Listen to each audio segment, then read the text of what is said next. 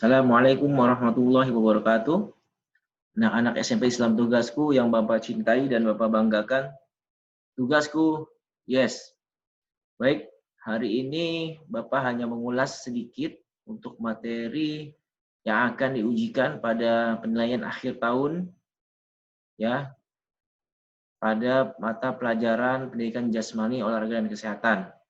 Kali ini Bapak akan membahas kisi-kisinya untuk kelas 7A dan 7B. Ya, kita bahas. Langsung saja kita mulai. Yang pertama adalah renang. Dalam urutan gaya renang yang dilombakan untuk perlombaan renang itu ada 4. Yang pertama gaya punggung, backstroke, gaya dada, breaststroke, gaya kupu, butterfly, gaya bebas atau crawl.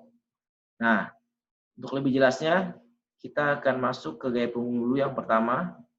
Karena di sini kita akan membahas gaya punggung, gaya dada dan gaya bebas ya. Jadi gaya punggung tidak usah kita bahas. Nah, ini sifatnya untuk pemula. Ini gaya punggung. Renang gaya punggung itu posisi tubuhnya telentang. Jadi posisi muka ini berada di atas permukaan air. Ya, mendatar, ya, lurus. Tubuh di atas permukaan air, lalu kepala, muka tetap juga berada di atas permukaan air. Fungsinya apa? Untuk mengambil nafas. Karena kalau muka berada di bawah permukaan air, kamu tidak akan bisa mengambil nafas.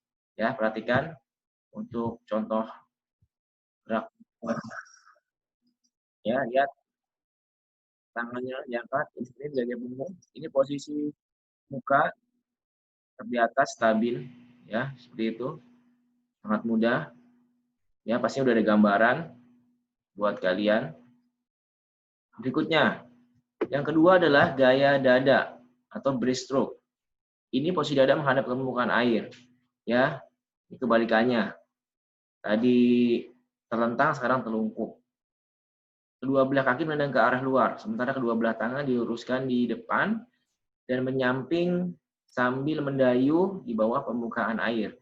Ya, kita lihat sedikit cuplikan videonya.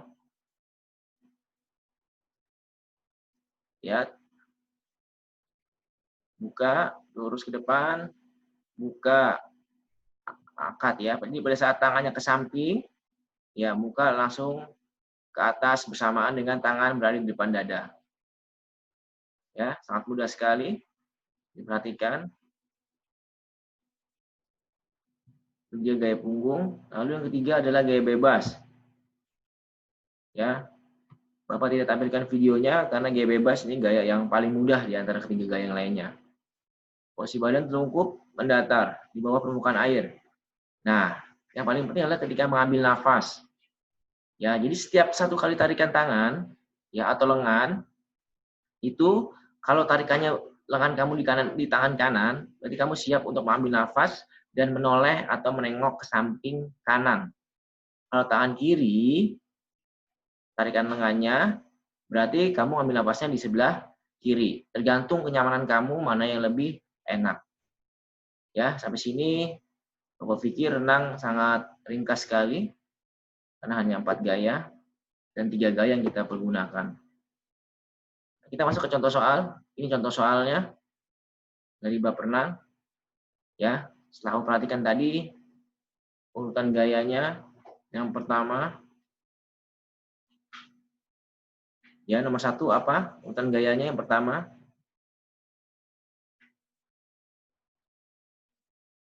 Nomor 1 adalah punggung, dada, kupu, dan bebas. Ya, kita perhatikan lagi untuk urutan yang di atas ini sudah Bapak urutkan sesuai nomor perlombaannya untuk gaya ganti perorangan. Punggung, dada, kupu, dan bebas. Berarti pada nomor ini jawabannya adalah A. Punggung, dada, kupu, dan bebas. Lanjut. Nomor 2. Dalam rangkaian lomba renang gaya ganti perorangan untuk gaya bebas masuk pada urutan rangkaian ke. Gaya bebas lihat pada nomor 1 berhubungan dengan soal nomor 2. 1 gaya bebas. 2, 3, 4. Cari 4. Ya. Nomor 2 berarti isinya D. Gaya bebas itu gaya paling akhir yang digunakan pada perlombaan gaya renang. Berikutnya, contoh soal bab renang nomor 3. Di bawah ini cara mengambil nafas yang benar pada saat melakukan renang gaya punggung. Gaya punggung berarti muka berada di atas permukaan air ya tadi. Berarti isinya adalah C. Muka tetap di atas permukaan air. Berikutnya nomor 4. Menengok ke samping kanan atau kiri tadi merupakan teknik mengenai nafas untuk renang gaya gaya bebas. Cari gaya bebas, isinya berarti B.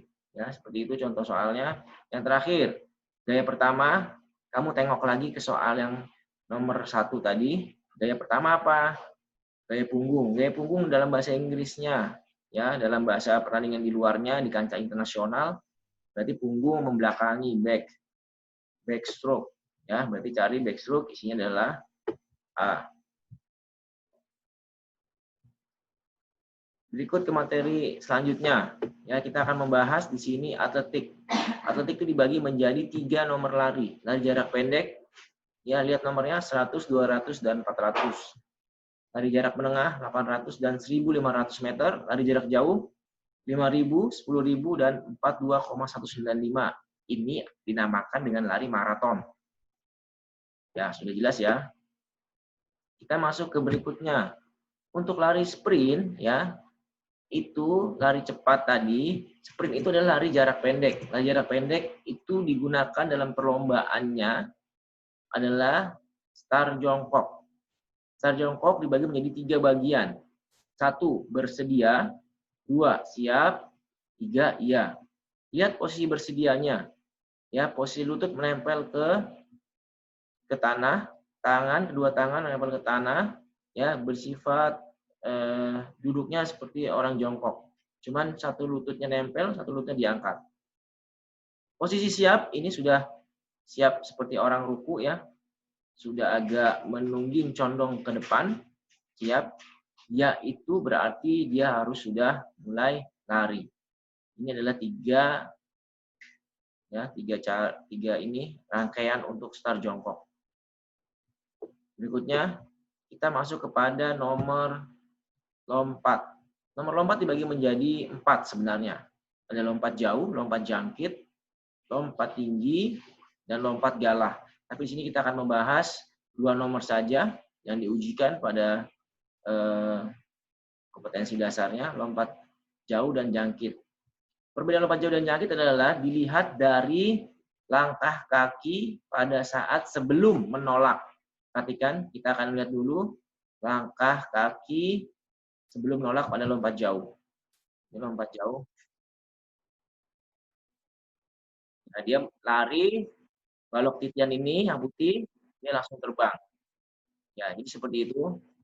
Ini lompat jauh, simple sekali. Ya. Lompat jauh. Kita ulangi sekali lagi. Ya, dia hanya lari, balok, ini balok titiannya warna putih, dia langsung lompat. Ya. Satu kaki dan mendarat dengan 2 kaki. Perhatikan, 2 kaki yang mendarat. Ya. Langsung berjalan ke arah depan, tidak ke belakang. Karena kalau ke belakang nanti dihitungnya adalah pada saat dia yang di belakang. Ya, ini gaya yang Bapak ambil gaya berjalan di udara. Nah, kalau kita melewati batas tolakan ini, ya, kita akan didiskualifikasi untuk lompatan itu. Ya, akan ada kalau di MGMP Pulau Gadung itu biasanya untuk tingkat pelajar itu 2 kali kesempatan. Tapi kalau di pertandingan internasional 3 kali kesempatan. Ya, perhatikan. Itu lompat jauh. Berikutnya lompat jangkit.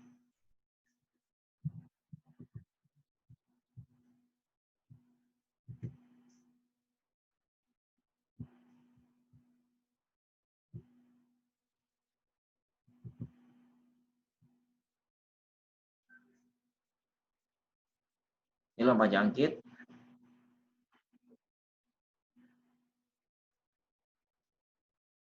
Lihat langkah kakinya, perhatikan.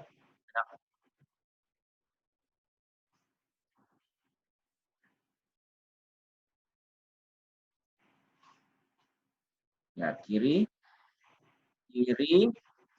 kanan di garis putih, baru dia lompat.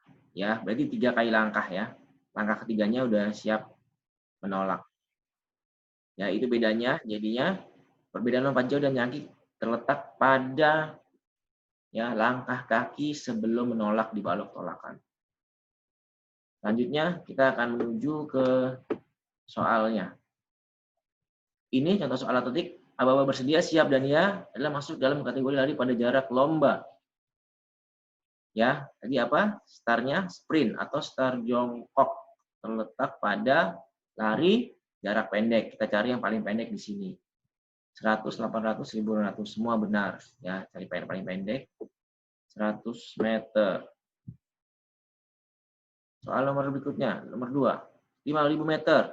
Ya, masuk pada kategori lari jarak jauh.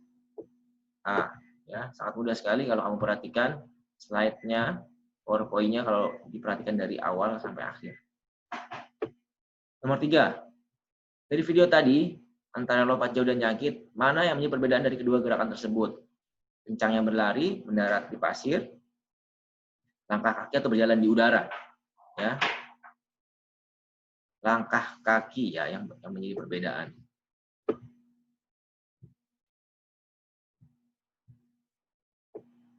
Berikutnya,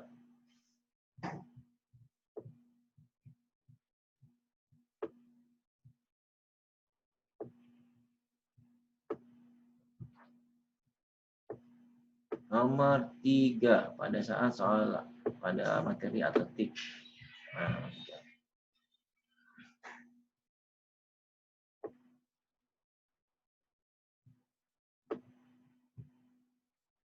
Ya, hanya 3 nomor saja atletik. Contoh soalnya.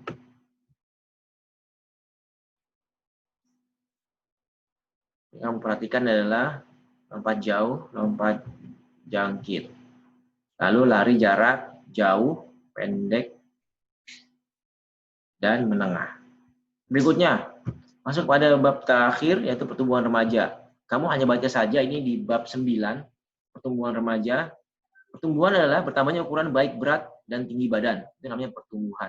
Lalu kelompoknya dibagi menjadi 3 bagian, masa remaja awal 12 sampai 15 tahun, masa remaja pertengahan 15 sampai 18 tahun, dan masa remaja akhir 15 sampai 21 tahun. Pertumbuhan anggota tubuh dibagi menjadi 2, internal dan eksternal. Internal ingat, yang di dalam anggota tubuh yang tidak terlihat oleh mata kita, lalu eksternal di luar anggota tubuh, ya yang terlihat eksternal.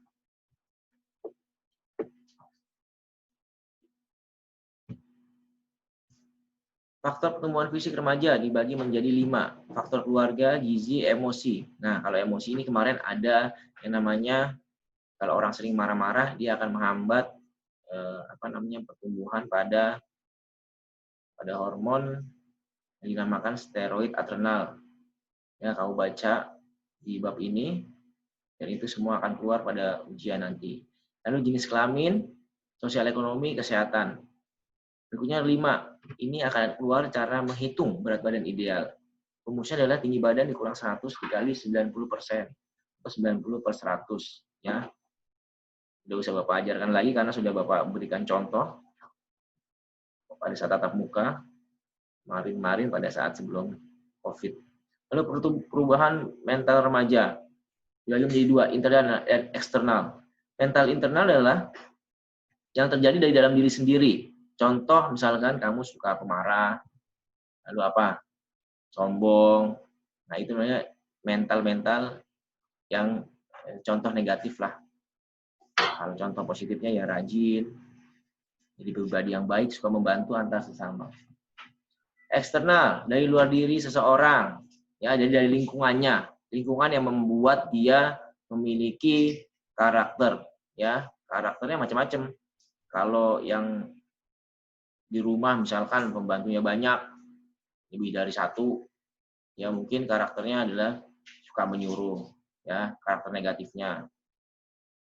Kalau positifnya biasanya ya dia tetap pada karakter yang baik-baik. Apa yang sudah diajarkan oleh sekolahnya, ya SMP sampai tugasku yang diajarkan adalah student attitude, ya sudah jelas. ke-10 itu sudah menggambarkan kamu karakter kamu di sekolah dan akan dipakai dalam kehidupan sehari-hari, baik di sekolah, di rumah, maupun nanti di masyarakat. Baik, itu saja dari sekian halaman di buku sebanyak 200 halaman, Bapak ringkas menjadi 15 halaman pada slide PowerPoint ini. Jadi tolong tetap diulang-ulang slide-nya, nanti akan Bapak bagikan. Itu saja dari Bapak. Atas perhatiannya, terima kasih. Bapak tutup sampai sini. Wabillahi taufiq wal hidayah. Wassalamualaikum warahmatullahi wabarakatuh.